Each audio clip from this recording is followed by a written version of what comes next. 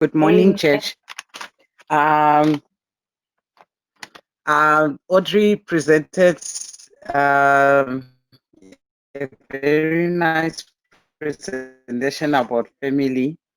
Now I'm getting into our Sabbath school, the adult Sabbath school, where I will be presenting about one of the great stories that I love. As a woman, it really touched me and it really made me grow when I was reading. It made me go back to where my mom used to tell us this story when I was very young. And I went back to my childhood memories. I'm going to talk about a story. Then after I'm done with my story, my mom, Miss Elizabeth Nemkuyu, is going to take over. So I'm going to talk about a story. My topic for today is purpose. Purpose. What's the purpose? What's the purpose where you are right now? Why are you here? Why are you here in South Africa? Why are we in these times of COVID? Why do you think you are at the same place that you have been maybe for the past 5 years? If you haven't found your purpose yet, your purpose might be coming sooner, or you have fulfilled it already during this COVID, or it will happen just after COVID that you will fulfill your purpose. I want to tell a story about Esther. Esther is one of the ladies that I've found that God was all over the story. Some they say in the whole book you will not find the word God in the whole book, but the hand of God was over this book when it was all written. It's a very small book, but it's really touched me and it really made me realize how powerful it is when you have God by your side. So I'm going to try and narrate as much as I can so that to those that don't understand, that wants to recall, maybe you might have heard it before, that wants to recall and have an understanding a bit, I'll try and shorten it up. Esther grew up as her parents died when she was very young. Then she was raised by Mordecai. Mordecai raised her as a daughter. Blessed those who raise not their kids, their relatives, but they still see them as their daughters. I love when someone raise someone and take them in as part of their families. I like it here when Mordecai took her in her home and looked after her as a child in the family. Now, we have characters that I'm going to talk about. We have Vashti. Vashti was the queen. Vashti was the queen before Esther, right? Then there is Esther. That's the little girl. Her name was Hadassah before she was renamed to Esther. You might find in South Africa we have people that change their names. I have my sister, because she try and explain to people that her name is Nyaradzo, but to so many people they have lost it that she says Nyaradzo, but in their head they put Lerato, and it have happened so many times that when somebody asks now, she just say my name is Lerato. So in this instance, her name was Esther. Her Jewish name was Hadassah.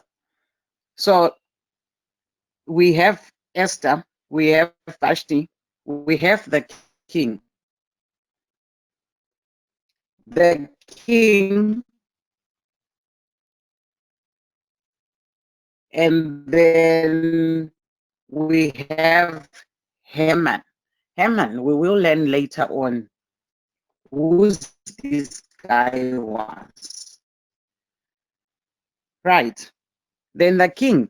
had a big feast, very big.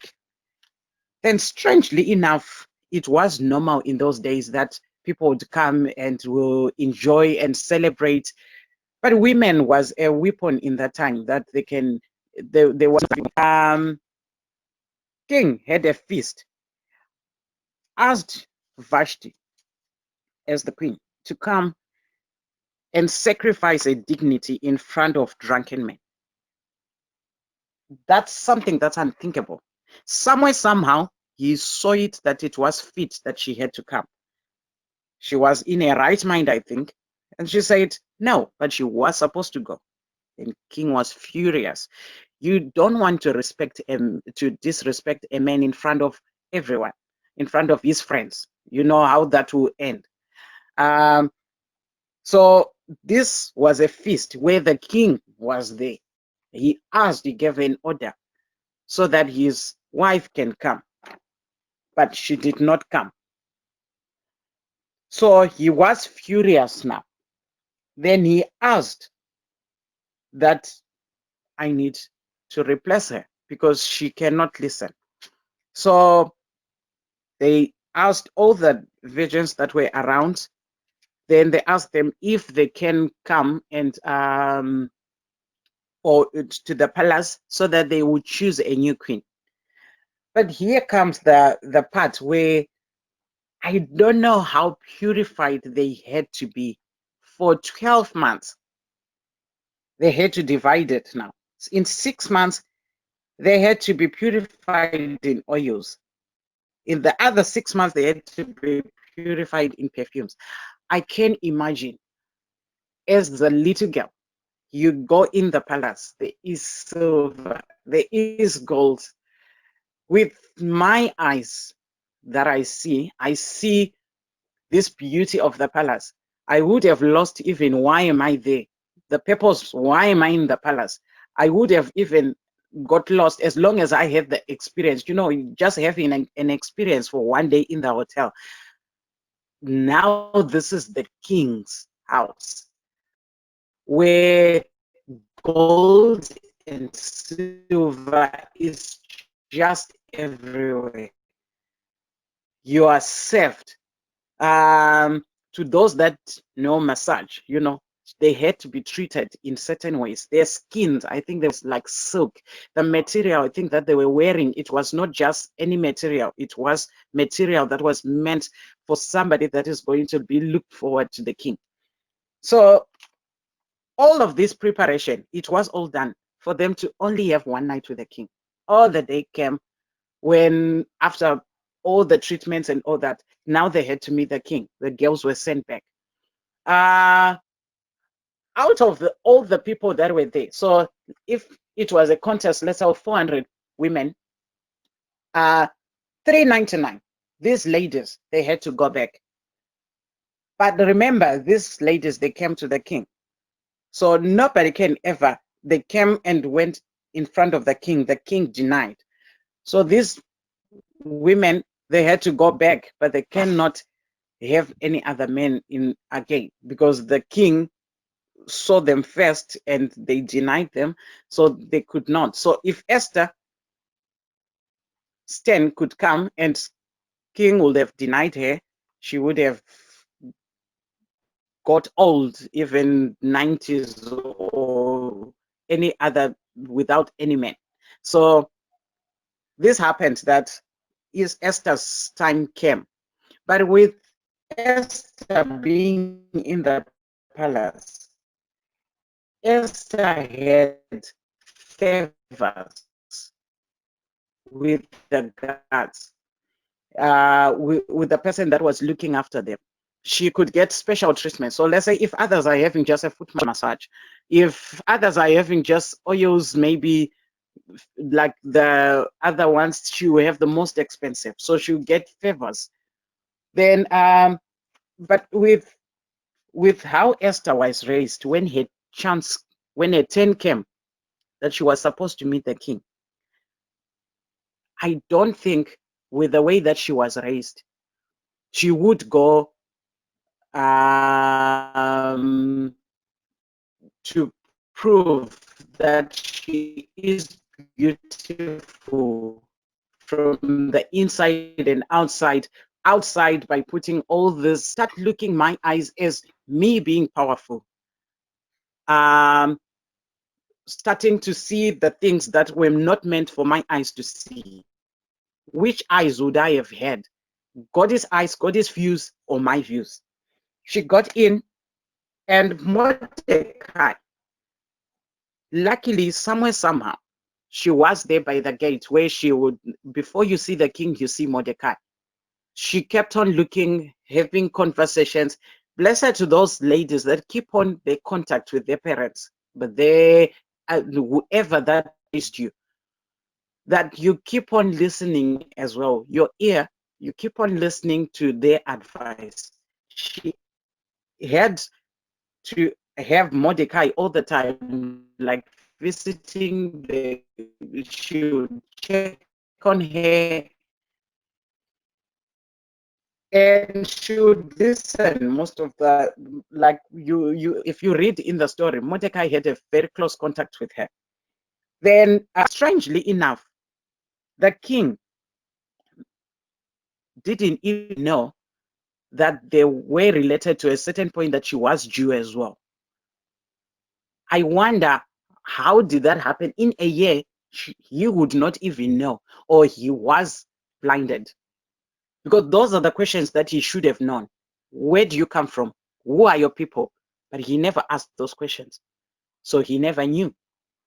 So now Mordecai is looking after Esther. They see each other.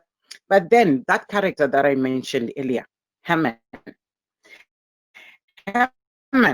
this guy, when I want to talk about Haman, what we by, if you know the story, by end of the story, you start to think that he was this guy that was so mad, that was so bad, that was not to be next to the king. You had to put in something. This guy had something in him. He would not have been second from the king just like that. He would have proved from before, but as time goes on, you know, with power, you change. The more you go up, the more you change, the more you start to see others as if they are nothing. He went to a point where if he's walking by, he would ask everyone to kneel down to bow down as they do to the king. But then there was this guy, Esther's uncle, Mordecai, didn't bow down at all. So at first he did not even notice, but the advisors, his advisors pointed and said, check, this guy does not bow down. And it started to create anger in him. But because they worked together in the palace, I presume they had to be frenemies, you know, friends, enemies. So you pretend. So they were frenemies. So their anger, his anger, Haman, became stronger and stronger and stronger as he passed by every time. And he passed by the gate, and everyone knew the end. He does not bow down. He refused. Then when you want to understand the unthinkable thing that he thought he can get away with, he took himself, because this guy was clever. Haman was selfish, but he was a hard worker, gifted competitor, sharp, smooth talker. So he found his way to talk to the king because he knew that Mordecai was a Jew. He found his way to talk to the king. And he wanted the king to kill all the Jews, to pass the law that he had made up. So he made up a law that he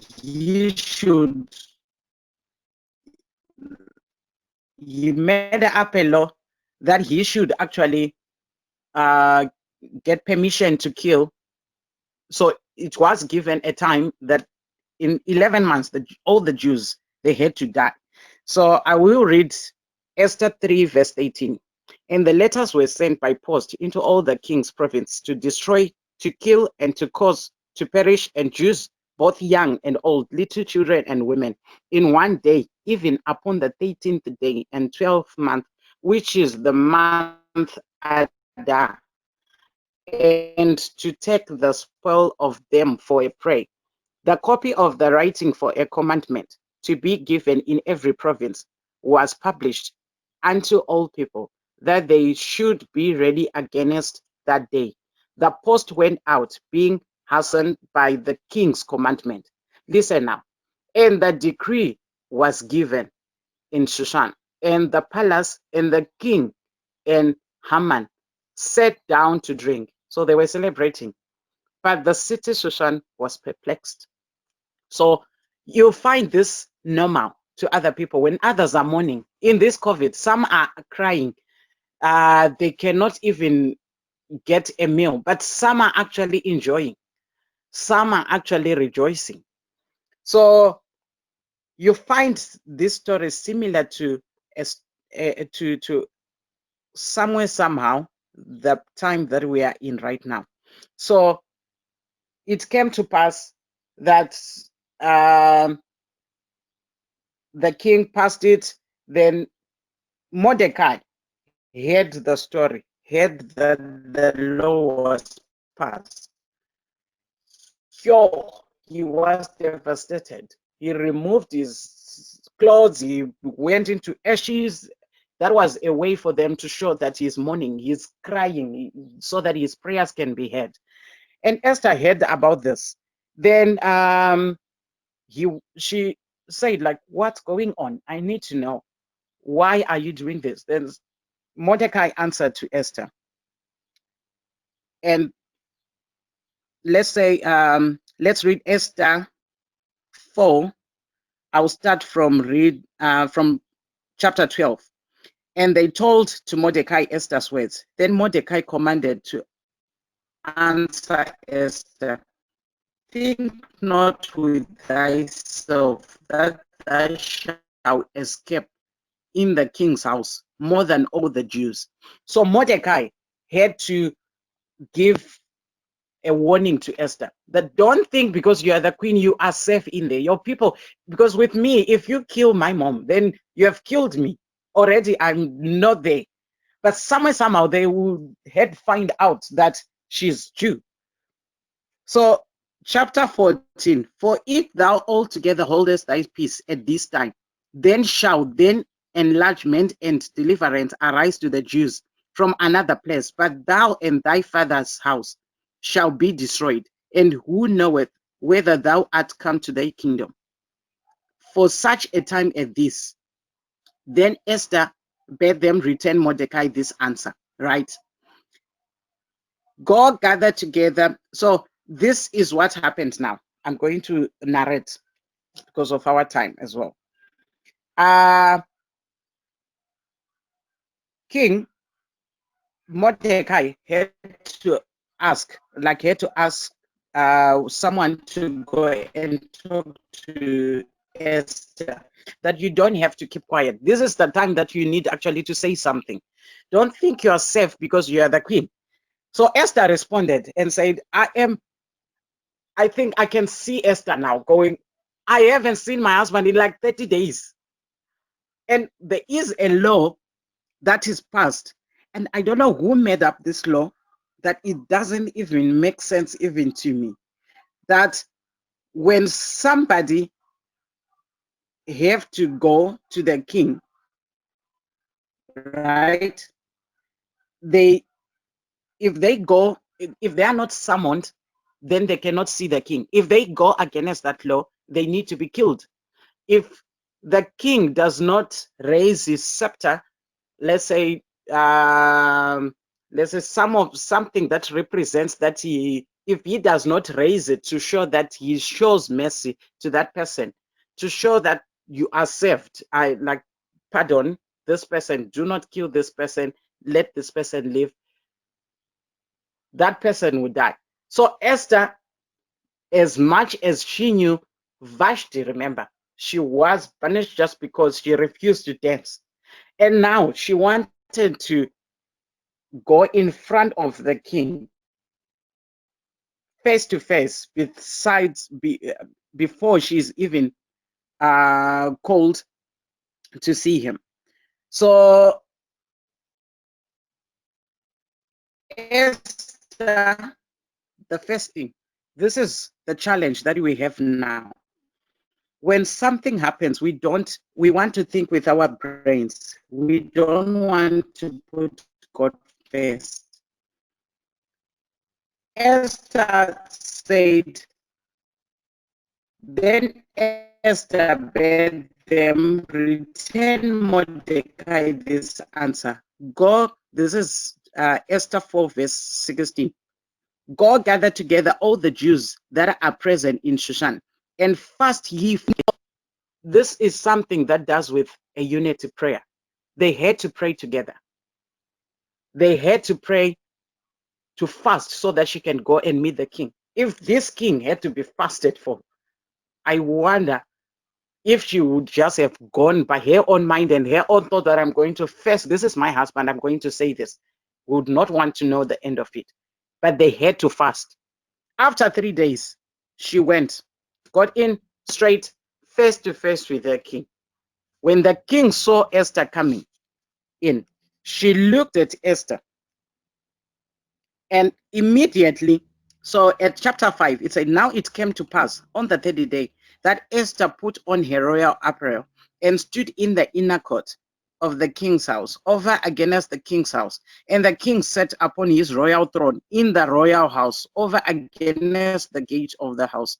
And it was so when the king saw Esther, the queen standing in the court, that she obtained favor in his sight. So he raised his scepter, and the king held out to Esther the golden scepter that was in his hand. So Esther drew near and touched the top of the scepter.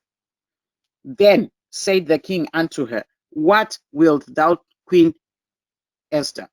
So if this was me, I've got the chance where the king had allowed me to say something in front of him, I would have said it there and there. But somewhere, somehow, the king asked the first time. She asked the king to come to a banquet. The king went to the banquet. So she asked the king to come to the banquet with Haman. The second time, she did the same. Then the king asked again, what can I do for you? And Esther did the same. Can you please come to the banquet again? So this is the third time now that the king had to attend a banquet, and she's not saying something to do probably with the 30 days that they were fasting, because this was the second time. Now Haman is chuffed, like going to these parties where she's just asking us to come to dinner. But Esther, I don't know, maybe she would have been terrified, not saying it right away, but it's not my place to say that. So Haman went home, but on his way home, he passed by the gate. He saw again Mordecai. He did not kneel down. Then he was furious. He went home to his wife, and they arranged that they are going to build some gallows so now we were when Mordecai did not kneel, and they planned so that they can put some gallows so that they can hang him up. So now Haman was planning now so that he can go and share this news with the king, because he's second from the king. So he wanted now to use his tongue now. So he's on his way. But the king is in the palace. He did not sleep. So he asked someone to read him for him. Somewhere, somehow, there he goes, straight to where Mordecai did something and he wasn't actually honored. So as this is happening, that Haman is on his way to the king. The king did not sleep. Asked someone to read. Someone is reading. Then he said, what did we do to Mordecai? For he have done something so nice that he saved the king. So once he saved the king, when he had the plot that somebody was going to kill the king, then he let the king know, then the king was saved. So he wasn't given anything. So he said, who is somewhere in the court, close to where the palace is? So they said, oh, like, speak of, like they said it as if they knew that Haman was outside. Then the guard said, oh, Haman is outside. And said, bring him in. Like he's the second advisor. He can tell the king what he thinks. Then he went to the king. And the king said, Haman, what do we do to someone that have done very well to the king? How do we honor him? But in his mind, he have already planned that he is the one that is going to get this. So he's trying to put it out that everyone can see him, that he have got this beautiful like honor from the king. So he said the person must wear clothes of the king, must sit on the king's donkey, and all that. He's mentioning this, he's mentioning this, he's mentioning this, all this nice stuff. And I love it when he said, and it was found written that Mordecai had told, okay, Esther 6, verse 4. And the king said, who is in the court? Now, Haman was come into the outward court of the king's house to speak unto the king to hang Mordecai on the gallows that he had prepared for him. Little did he know. Right. And Haman answered to the king, for the men whom the king delight to honor, let the royal apparel be brought which the king useth to wear, and the horse and the king rideth upon, and the crown royal which is set upon the king, and let the apparel and the horse be delivered to the hand of the once king's most noble princes, and they may array the men withdraw whom the king delighteth to honor, and bring him to horseback throughout the streets of the city, and proclaim before him, thus shall it be done to the men whom the king delighted to honor. Then the king said to Haman, I love this, make haste and take the apparel into the house. So every word that he has said, that the person must sit on the donkey, this person must have someone who is most high that must go and shout that these men have done well to the king, must do this. Then the king said, let's not take some words out of your mouth. You are the one who said it. Let you go and do that to Mordecai. The person that he had went to say, oh, let's hang up Mordecai. That's the same person that he was explaining now, that the king said, go and do exactly as you said to Mordecai. Oh, that was something else. I can see his face. I can see him. Now he have got this wrath. He is angry that Mordecai is not kneeling. But now the king has asked him, now he needs to go in front of the donkey, shouting that these men have done well to the king. It was something else, the worst day of his life. He went back home after that. He got home. He told his wife, this is what happened. And now he is angry now. He really needs him to die. But then he's talking to his wife. So his wife and his advisors, as he's in the middle of talking to his wife, there was a knock on the door. He opened. Oh, have you forgotten? Like, you were invited like 2 nights ago. You went with the king to see Esther. Esther had a plea. The second time, Esther had a plea. Now he had forgotten that him and the king were asked to come to a dinner. Then he quickly dressed up and they go. They got there, they ate. The king wanted to know, what is it that Esther wanted? For the third time he asked, what is it, my queen? What do you want? And she answered, can you please spare our life, my life and my people? Someone wants to kill us. Oh, the king should have actually gone something else, because who wants to kill the queen? This is something that's unacceptable. But she had to say something.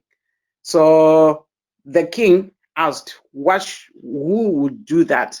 And she pointed right at Haman. This is the guy that wants me hanged. The king went out so that he can cool down. When he came back, Haman was busy begging like for his life. But when he came in, because king was angry, what he saw is not what was happening. He was begging for his life, but it seemed like he was attacking the queen. Quickly, he said, hang this guy. He wants to attack my queen. So it seemed like he wasn't put to death because he wanted to kill the Jews. He was hanged up because he wanted to attack now the queen. So it's like the tables turned very quickly and confusingly. Somehow, he had to be hanged on those gallows that he had made, that Mordecai must be hanged up. And Haman was hanged up, and everyone could see. And the king granted the plea to Esther. And because this is a law, this is the king's law, he could not change it. It's like God's law. You cannot change it. So he had to ask the Jews that they need to defend themselves. And at the same time, that guy that wanted to be hanged up, Mordecai, he was promoted, and the Jews were saved. So what was Esther's purpose? Was Esther's purpose to be the queen, to wear nice clothes? This was her purpose. What's your purpose whilst you're in this world? What's your purpose at Table View? What's your purpose in the area that you stay? What's your purpose in the family that you are married to? What's your purpose at the workplace that you work for? Do you just happen to be there for no reason? There must be a reason why you are there. What's your purpose? God's hand was all over the whole story. God's hand was there. How can she be chosen out of all the women that were there? God blinded his eyes. He could only see one person there. From the favors that was done, even from the time when she started to put on perfumes and all that was happening, it was arranged in a certain way that you can see God's hand was there. The time that the Jews, it could have happened that Haman could have just gone, I want to kill the Jews tonight, and that would happen. It was arranged that there was a time given that was there so that the Jews can have time to cry to their Lord. The Lord's hand was there when Haman and the king came to the banquet, and only the two of them that they had to be there. And the Lord's hand had to be there when he saw as if he was attacking, and yet he was begging for his life. God's hand have been in everything that he have been done. What have you seen in the whole part of COVID-19? What have you taken? Which one is your character out of this whole character? Are you Haman? Are you Mordecai that took somebody and raised her as her own daughter? Who are you at Table View? What are you? Are you Esther? Are you the king? Are you the king that would ask someone to come and do something unthinkable, sacrifice their dignity in front of everyone so that they can get something?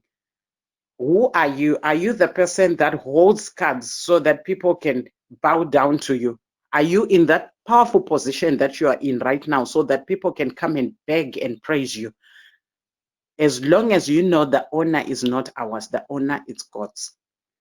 I just want to thank you that I got to share the story of Esther. I got to love her. And now you hear the mission story from Miss Elizabeth Nemkuni.